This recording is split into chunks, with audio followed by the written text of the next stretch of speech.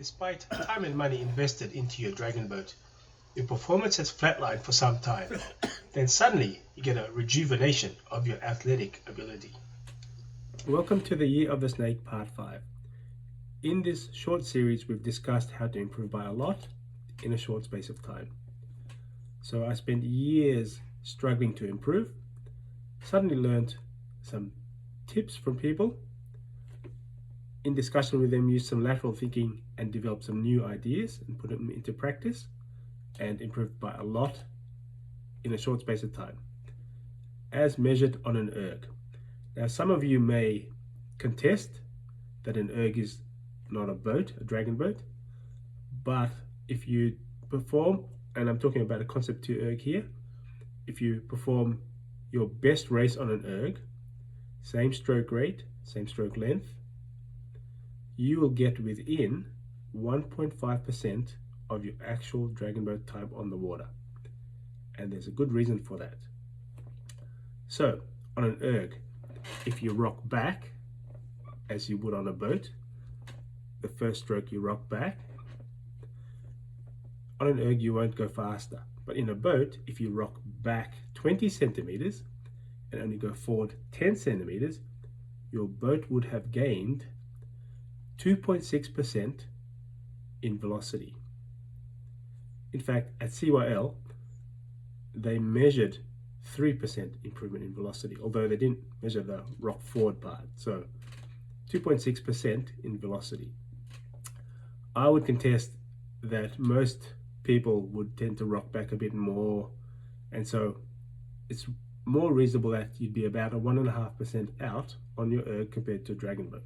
So regardless, it is the most accurate predictor of your performance on the water. Here as our model is a paddler from CYL.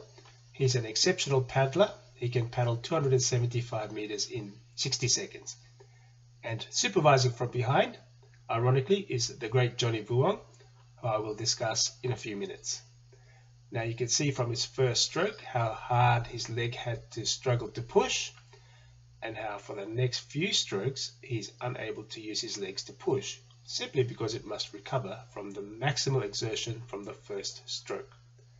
So if you're looking at a sequential movement, if your leg is unable to push effectively, then it affects the whole chain of movement: hips, back, upper arm, forearm, hand, and paddle. Now, one of the things I propose is starting your race with 2 legs forward and then retracting the inside leg back after 2 strokes. This I devised after talking to Johnny Vuong. I used to start with 2 legs forward for about 6 strokes and then draw it back. Then I switched to 2 legs forward and then brought 1 leg back after 2 strokes. This brought many advantages which I will discuss in a future series, maybe in a week or two. But there's another advantage that it provides which we can't measure on an erg. This is a graph of how boat speed changes per stroke. You power into your first stroke, improve the speed, then you pull your paddle out at an inappropriate angle and you rock forward, slowing the boat down. And then you do the same for the second stroke. You power up for the second stroke and then you rock forward and you lose boat speed. But if you retract your inside leg back in that second stroke, in the recovery part, you will move the mass of that leg 20 centimeters and you will never put it forward again. This will provide your boat with a 1.1% increase in boat speed. What a bonus. One day I was talking to Johnny Vuong and he brought up the concept of switching from the gunnel leg forward to the inside leg forward midway through the race. He thought this would allow you to use some fresh muscles. It does change the biomechanics as well. However, he got me thinking about ways to improve by switching things mid-race. And what I came up with was changing my grip from a normal grip to this grip, which allows a bit more, well, supination, they call it. Twisting of your forearm, use of the forearm muscle. That's very strong muscle, and you can do that all day. It does really hurt the thumb, so you got to get used to it. And you may have to strengthen it with an exercise or two. So I devised this training device, which I do to strengthen just that movement there. When I first started, I could barely do 1 kilo, so now I'm up to 3. I could probably do 5 or 6, but I've run out of room on my little homemade contraption. Now, I don't advocate that when you're accelerating, increasing the rate or paddling a really fast rate, I don't advocate you change your grip then.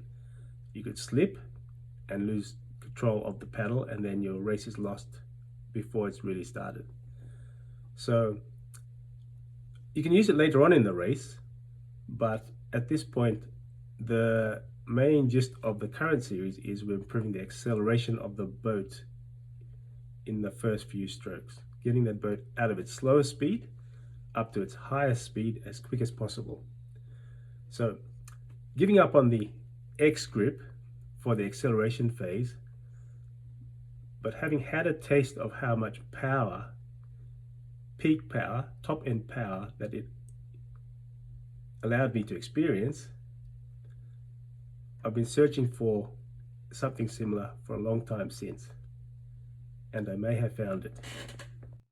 When throwing a ball, the sequence is hip, shoulder, elbow, wrist, but I rarely see the use of the wrist in Dragon Boat. So if we add wrist to the sequence of movements, we will get a much faster velocity of the hand, and the hand holds the paddle, so much faster movement of the paddle. And then measuring on an erg, I found it improved my top end power by 5%, still less than with the X grip, but 5% with a normal grip with a less risky acceleration strategy.